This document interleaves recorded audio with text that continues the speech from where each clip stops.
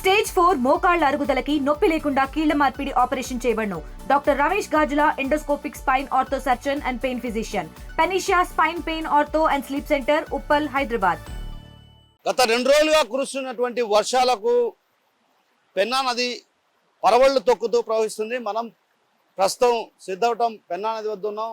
నీటి ఉధృతి పెరుగుతున్నటువంటి పరిస్థితిని మనం గమనించవచ్చు. ఇక్కడ నీటి ఉధృతి పెరుగుతుంది. ఏదైతే కర్నూలు, కడప జిల్లాలో భారీగా వర్షాలు కురిసిన కారణంగా కూడా అటు పెద్ద ఎత్తున వరద నీరు వచ్చడంతో పెన్నా మనం ఉన్నటువంటి ఈ ప్రాంతం పెన్నా లో లెవెల్ కాజ్వే, ఈ కాజ్వేపై నీళ్లు పొంగి ప్రవహిస్తున్న పరిస్థితి. మరోవైపు సోమశిల జలాశయానికి కూడా ఇప్పటికే 74 టీఎంసీల నీరు చేరుకోవడంతో గేట్లను ఎత్తివేసి దిగువ ప్రాంతాలకు అంటే కండలేరుకు తరలిస్తున్నారు. అయితే ఈ నేపథ్యంలో సోమశిల జలాశయానికి 78కి సంబంధించినటువంటి టీఎంసీల నీరు సామర్థ్యం గలటువంటి పరిస్థితి. అయితే సోమశిల వెనుక జలాల్లో కూడా అదేవిధంగా సోమశిల వెనుక జలాల్లో కూడా ఎక్కడైతే వెనుక తట్టు ప్రాంతాలు అంటే సోమశిలలో ఉన్నటువంటి మునక ప్రాంతాలన్నీ కూడా కొంత అప్రమత్తం కావాల్సినటువంటి పరిస్థితి ఉంది. ఎందుకంటే నీటి ఉధృతి రోజు రోజుకు పెరిగే అవకాశాలున్న నేపథ్యం కాబట్టి ఖచ్చితంగా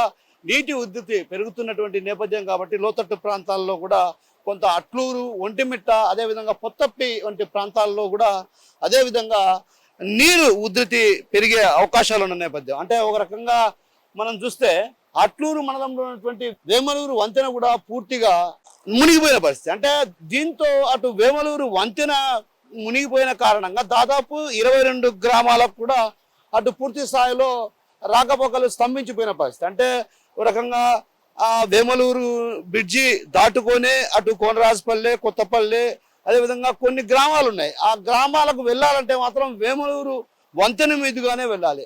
సాధారణంగా 69 టీఎంసీలు నీరు అంటే 70 టీఎంసీల నీరు ఉంటే మాత్రం వేమలూరు వంతెనకు పెద్ద ఎత్తున వరద నీరు వచ్చి చేరుకునే అవకాశాలు ఉన్నాయి. గతంలో కూడా ఆర్టీవీ అక్కడికి వెళ్ళి ఈ విషయాన్ని కూడా స్పష్టం చేయడం జరిగింది. అయితే మీకు క్లారిటీగా అసలు ఏ ఏ ప్రాజెక్టుల్లో ఎంత మేర నీళ్లు ఉన్నాయి ఏంటన్నటువంటి విషయం మనం ఒకసారి చూద్దాం, ఒకసారి పరిశీలిద్దాం.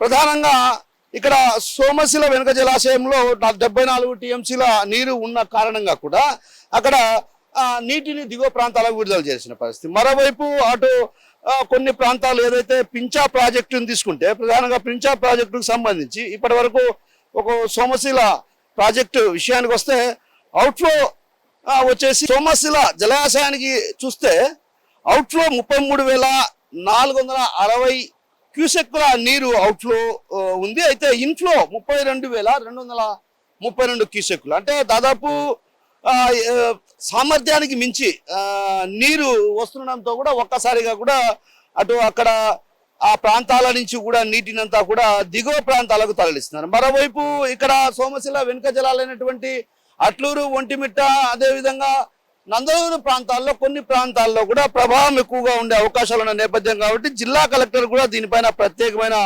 దృష్టి సారించడం జరిగింది. మరోవైపు ఇక పించా ప్రాజెక్టు పరిస్థితి చూస్తే ఇన్ఫ్లో 4,973 క్యూసెక్లు ఇన్ఫ్లో ఉంటే గేట్ 1 ద్వారా 3,795 క్యూసెక్ల నీటిని, అదేవిధంగా గేటు 3 ద్వారా 1,288 క్యూసెక్లు అంటే మొత్తం అవుట్ఫ్లో 5,083 క్యూసెక్ల నీటిని దిగువ ప్రాంతాలకు తరలిస్తారు. అంటే ఒక రకంగా అక్కడ తిరుపతిలో భారీగా కురిసినటువంటి వర్షాలు, చిత్తూరు జిల్లాలో భారీగా కురిసినటువంటి వర్షాల నేపథ్యం కాబట్టి పించా ప్రాజెక్టుకు కూడా పెద్ద ఎత్తున వరద నీరు వచ్చి తేరుతున్నటువంటి పరిస్థితి. అయితే దీంతో అక్కడ ఆ ప్రాంతంలో కూడా ఒక రకంగా అప్రమత్తంగా ఉండాల్సినటువంటి అవసరం ఉందని ఇప్పటికే అధికారులు కూడా హెచ్చరికలు జారీ చేసిన పరిస్థితి. మరోవైపు ఇక మనం ఇది మైలవరం జలాశయానికి వెళ్తే మైలవరం జలాశయంలో కూడా అటు పెద్ద ఎత్తున వరద నీరు వచ్చి చేరుకుంటున్న పరిస్థితి. ఎందుకంటే కర్నూలు జిల్లాలో పెద్ద ఎత్తున వర్షం కురిసిన పరిస్థితి. అంటే ప్రధానంగా అక్కడ మైలవరం జలాశయానికి సంబంధించి 6.5 టీఎంసీల నీరు కెపాసిటీ ఉన్నటువంటి కెపాసిటీ. అయితే ఇక్కడ ప్రధానంగా అవుట్ఫ్లో దాదాపు 289 క్యూసెక్ల నీరు వస్తుంటే ఇన్ఫ్లో కూడా ఏ స్థాయిలో అయితే అవుట్ఫ్లో ఉందో అదే స్థాయిలో కూడా ఇన్ఫ్లో కూడా అదే స్థాయిలో నీటిని దిగువ ప్రాంతాలకు తరలిస్తున్నారు. అయితే ఇక్కడ ప్రధానంగా మనం గమనించాల్సినటువంటి విషయం ఏంటంటే గత 2 రోజులుగా కురిసినటువంటి వర్షాలకు అటు పెద్ద ఎత్తున వరద నీరు వచ్చి చేరుతున్నటువంటి పరిస్థితి కాబట్టి ఈ దిగువ ప్రాంతాలకు నీటిని విడుదల చేయాల్సినటువంటి అవసరం ఉంది. ఎందుకంటే సామర్థ్యానికి మించి నీరు వచ్చే పరిస్థితి ఉంది. ఇక సోమశిల జలాశయం విషయం పక్కన పెడితే ఇక్కడ గండికోట జలాశయానికి సంబంధించి గండికోట జలాశయానికి కూడా అటు పెద్ద ఎత్తున వరద నీరు వచ్చి చేరుతున్నటువంటి పరిస్థితి. అయితే ఈ నేపథ్యంలో కూడా అక్కడ ఉన్నటువంటి ఆ ప్రాంత వాసుల్లో కొంత భయాందోళన వ్యక్తం అవుతున్నటువంటి పరిస్థితి ఉంది. అయితే ఈ నేపథ్యంలో అటు లోతట్టు ప్రాంతాలు ఏవైతే ఉన్నాయో ఆ లోతట్టు ప్రాంత వాసులు కూడా అప్రమత్తంగా ఉండాలంటూ కూడా అధికారులు ఇప్పటికే సూచనలు చేశారు. ఎప్పటికప్పుడు కూడా వరద నీటి ఉధృతి ప్రవాహానికి సంబంధించి వరద నీటి ఉధృతికి సంబంధించి జిల్లా కలెక్టర్ శ్రీధర్ ప్రత్యేకమైనటువంటి దృష్టి సారించారు. ఏదైతే చెరుకూరి శ్రీధర్ ప్రత్యేకమైన దృష్టి సారించారు. ఎప్పటికప్పుడు ఏ ప్రాజెక్టుల్లో ఎంత మేర నీరు చేరుకుంటున్నాయి, వాటికి అవుట్ఫ్లో ఎంత ఉంది, ఇన్ఫ్లో ఎంత ఉంది, అదేవిధంగా లోతట్టు ప్రాంతాలు ఏవైనా జలమయం అయ్యే అవకాశాలు ఉన్నాయన్నటువంటి విషయం పైన కూడా అటు ఆరాధిస్తున్నటువంటి పరిస్థితి కల్పిస్తుంది. మరోవైపు ఎస్పీ నచికేత్ విశ్వనాథ్ కూడా ప్రత్యేకమైన దృష్టి సారించారు. ఎందుకంటే ఈ వరద నీటి ప్రవాహం కారణంగా జిల్లాలోని పలు ప్రాంతాల్లో ఏదైతే వంతెనపై నీరు ప్రవహించే అవకాశాలు ఉన్న నేపథ్యం కాబట్టి ఖచ్చితంగా ఆయా వంతెనపైన కూడా పోలీస్ బందోబస్తును కూడా ఏర్పాటు చేసే పరిస్థితి. ఎందుకంటే ఎప్పటికప్పుడు ఆ అధికారులను అడిగి తెలుసుకోవడం, అదేవిధంగా ఏ ప్రాంతాల్లో వరద నీరు ఏ స్థాయిలో ఉంది ఆ స్థాయిని బట్టి, అదేవిధంగా ఒకవేళ వంతెనపై ఏమైనా నీళ్లు వస్తాయా అన్నటువంటి ముందస్తు అంచనాలను వేసుకొని రాత్రిలో పూట, ఎందుకంటే రాత్రిలో పూట తెలియని వారు ఎవరైనా ఆ ప్రాంతం వైపు వెళ్తారు కాబట్టి అలా వెళ్లకుండా అరికట్టే చర్యల్లో భాగం కూడా ఇరువైపులా వంతెనకు ఇరువైపులా కూడా భారీ బందోబస్తును ఏర్పాటు చేసినటువంటి పరిస్థితి కనిపిస్తుంది. మరోవైపు కొన్ని నిన్న ఏదైతే కురిసిన వర్షానికి వరి ప్రధానంగా వరి పంట సాగు చేశారు. కోత దశకు వచ్చిన పరిస్థితి, కోత దశకు వచ్చిన నేపథ్యంలో కూడా ఒక్కసారిగా కూడా వరి పంట అంతా కూడా పూర్తిగా కొట్టుకుపోయినటువంటి పరిస్థితి కనిపిస్తుంది. మరోవైపు మైదుకూరులో ప్రధానంగా తీసుకుంటే కేపీ ఉల్లిని అక్కడ ప్రధానంగా పండిస్తారు. కేపీ ఉల్లి అంతర్జాతీయ స్థాయిలో మార్కెట్లో మంచి డిమాండ్ ఉంది. అయితే ఆ తరుణంలో కూడా ఈ సీజన్లో కూడా కేపీ ఉల్లిని పండించడంతో ఒక రకంగా కేపీ ఉల్లి కూడా పూర్తిగా వానలో తడిచిపోయిన పరిస్థితి కాబట్టి కుళ్ళిపోయేటువంటి పరిస్థితి ఉంది. అటు భారీ స్థాయిలో అంటే అటు వరి రైతులు కావచ్చు, అదేవిధంగా కేపీ ఉల్లి రైతులు కావచ్చు, ఇతర రైతులు కూడా పంట పొలాల్లోకి నీరు చేరడంతో కూడా ఒక్కసారిగా కొంత రైతుల్లో భయాందోళనటువంటి పరిస్థితి కనిపిస్తుంది. ఎందుకంటే కోత దశకు వచ్చినటువంటి వరి పంట పూర్తిగా వరనీటికి కొట్టుకుపోవడం, అదేవిధంగా ఉల్లి కూడా నష్టపోవడంతో రైతాంగాన్ని ఆదుకునే దిశగా చర్యలు తీసుకోవాలని ఒకవైపు చెప్తున్నారు. మరోవైపు కడప జిల్లాలో రెడ్ అలర్ట్ ప్రకటించిన నేపథ్యం కాబట్టి కడప జిల్లాలో ఖచ్చితంగా వర్షాలు కురుస్తాయి. అంటే ఉదయం నుంచి కొంత తెరిపిచ్చినప్పటికీ కూడా మళ్ళీ వర్షాలు కురిసే అవకాశాలు లేకపోలేదన్నటువంటి భావన అటు వాతావరణ శాఖ హెచ్చరికలు జారీ చేసింది కాబట్టి ఖచ్చితంగా వరదలు కురిస్తే మాత్రం కొన్ని లోతట్టు ప్రాంతాలు ఏవైతే ఇప్పటికే మనం నిన్న కురిసినటువంటి వర్షానికే అటు నగరం మొత్తం కూడా జలమయమైన పరిస్థితి. అంటే ఇప్పుడు కొంత తెరిపించినప్పటికీ కూడా మళ్ళీ వర్షం కురిస్తే మాత్రం నగరంలోని పలు ప్రాంతాల్లో కూడా ఇదే పరిస్థితి కొనసాగే అవకాశాలు ఉన్నాయి. ప్రధానంగా దీనికి ప్రధాన కారణం ఏదైతే డ్రైనేజీ వ్యవస్థ అస్తవ్యస్తమే. గతంలో కూడా మనం మొదటి నుంచి కూడా చెప్తున్నటువంటి విషయం ఏంటంటే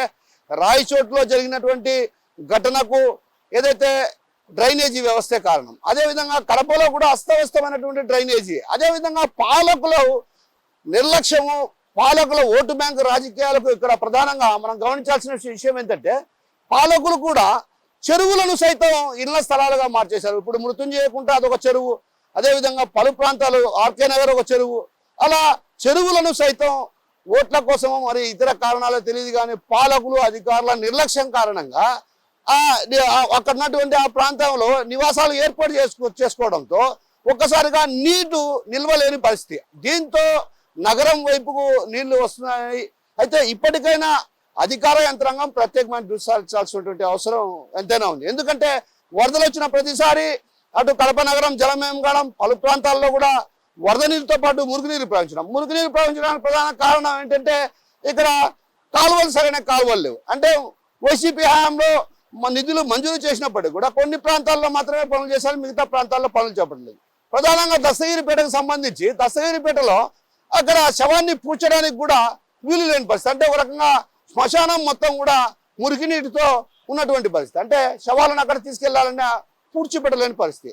అయితే అక్కడ 1,90,00,000 రూపాయలతో నిధులు మంజూరైనప్పటికీ కూడా ఆ పంట కాలంలో రాజకీయ నేతలు కొందరు తమ స్వార్థపూర్ణమైనటువంటి రాజకీయాల కోసం ఆలంగాన్పల్లెలో ఉన్నటువంటి రాజకీయ కక్షల కారణంగా ఆలంగాన్పల్లెలో మంజూరైనటువంటి ఏదైతే దస్తగిరిపేటకు మంజూరైనటువంటి పంట వరద కాలువను తీసుకెళ్లి మరో ప్రాంతానికి తరలించినట్టు తెలుస్తుంది. అంటే ఒక రకంగా రాజకీయ కక్షల కారణంగా కూడా ప్రజలు తీవ్రమైనటువంటి ఇబ్బందులు పడుతున్నారు. ముందు ప్రజల ఇబ్బందులను గుర్తించి వాటిని పరిష్కరించాల్సింది పోయి ఇలా వర్గ రాజకీయాల కారణంగా ప్రజలను ఇబ్బంది పెడుతున్నటువంటి ఆరోపణలు కూడా బలంగా వినిపిస్తున్నాయి. కాబట్టి ఇప్పటికైనా, అంటే భవిష్యత్తులో కూడా ఇదే విధంగా వరదలు వచ్చే అవకాశాలు లేకపోలేదు. కాబట్టి ఇప్పటికైనా అధికారులు ముందస్తు చర్యల్లో భాగంగా వేసవి కాలంలోనే ఏదైతే వర్షాలు పడకముందే వరద కాలువలు కావచ్చు, అదేవిధంగా మురికి నీటి కాలువలను తీస్తే మంచిదన్నటువంటి అభిప్రాయం వ్యక్తం అవుతున్న నేపథ్యం. కాబట్టి ఆ దిశగా అడుగులు వేయాల్సినటువంటి అవసరం ఎంతైనా ఉంది. అదే విధంగా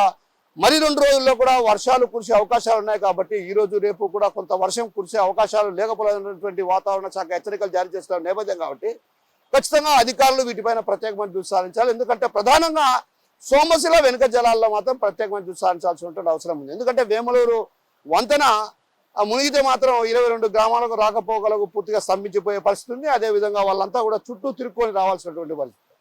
కాబట్టి ఇలాంటి పరిస్థితుల నేపథ్యం. కాబట్టి అధికారులు కూడా ప్రత్యేకమైన దృష్టి సారించి లోతట్టు ప్రాంతాలపై ప్రత్యేకమైన దృష్టి సారించాల్సిన అవసరం ఎంతైనా ఉంది. కెమెరా పర్సన్ రాముతో కిషోర్, RTV, పెన్నా నది నుంచి. తెలుగులో న్యూస్ కి ఫాస్టెస్ట్ యాప్ ఇప్పుడు టోటలీ న్యూ అవతార్లో జస్ట్ 5 సెకండ్స్ లో కంప్లీట్ న్యూస్. సోషల్ మీడియాలో ట్రెండ్స్ కి one stop solution. Live TV app voice search option తో ఇప్పుడే డౌన్లోడ్ చేయండి లేదా అప్డేట్ అయిపోండి.